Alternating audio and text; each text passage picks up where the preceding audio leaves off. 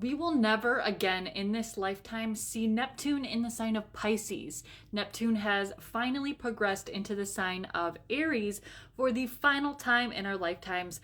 Remember that Neptune has been in the sign of Pisces since 2011. And yes, it has been a while since I've been on here, but I figured why not come back today and talk about this transit. I was planning on coming back for the full moon in Leo coming up this Sunday on February 2nd. But this is a huge transit, so I can't not talk about it. With Neptune in the sign of Pisces since 2011, this has been Piscean and Neptunian energy on steroids because, you know, Neptune is the ruler of Pisces. So the first few years of that transit were all fine and dandy. Everything was romanticized and everything was about fantasy and our imagination and creativity and Piscean themes, but things started to get a little bit wonky and we weren't able to see things very clearly. This was an era where, you know, the rise in technology became very prevalent, using our smartphones to make videos. And of course, the internet has been around for much longer than since 2011, but things got quite more advanced since then. Of course, the rise in AI, where it's hard to distinguish what is real and what is an illusion or what is not real, right? So, yes, things are finally coming back into this new sense of what reality truly is. And this is bringing it back to the individual or individual selves. This is a highly motivating energy. I don't know if you guys have noticed, as Neptune has been at that 29th degree of Pisces, the final degree of the zodiac, things have been quite chaotic. Now, I also want to mention that Mars, while all of this is happening, Mars is coming into a conjunction with Pluto. So Mars is the ruler of Aries, so we kind of have to look at where Mars is at until Neptune is out of Aries until 2039, I believe it is, because, you know, Neptune is kind of a guest in Mars's home, so to speak. So we always want to look and see what the planetary ruler is of that sign. So Mars is coming into a conjunction with Pluto in Aquarius. Now, Mars and Pluto in a conjunction, this is very intense energy to say the least. This is kind of really asking us to like cut out the bullshit in our lives. And looking back since 2011, what bullshit needs to be cut out of your life? Where have you not been honest? Where have you not been truthful? Where have you gotten lost in the sauce or just not really living in reality? This is time to take your power back. This is power back to the individual self. It's, you know, spiritually, as opposed to looking at things through rose-colored glasses or not being able to see things clearly. We're able to bring it back to self.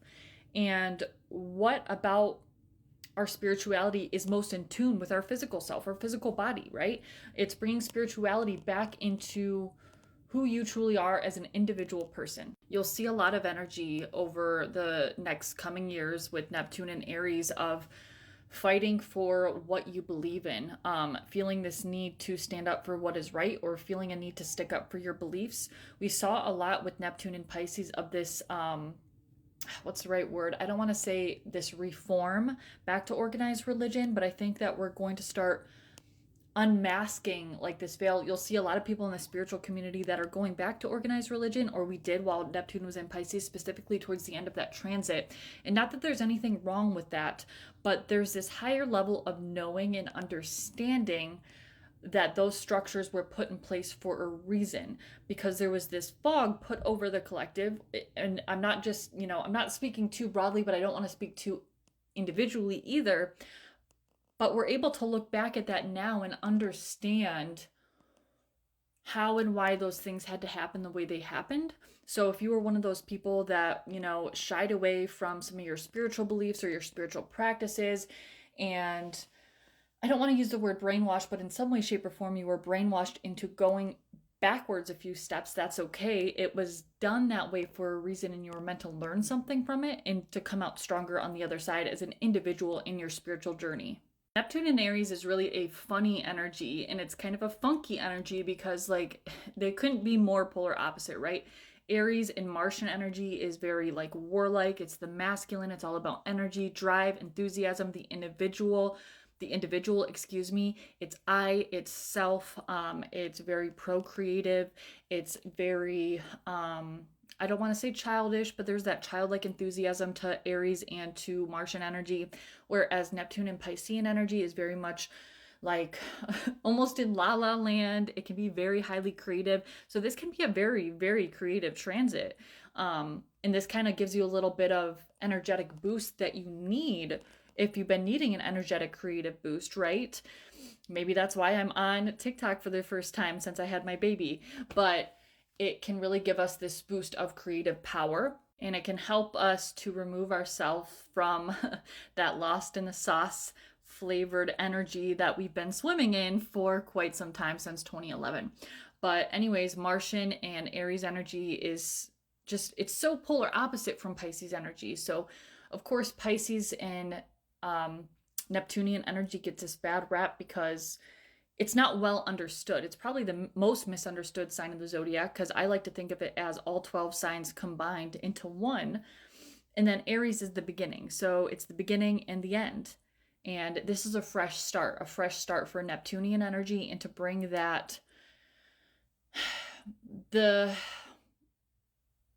Neptune energy that's been gone with no boundaries, and bring it back down into reality and use it for a positive creative potential. But anyways, guys, that is all the time I have for you today. I will hopefully be back for the full moon in Leo this weekend, but I have missed you guys a lot.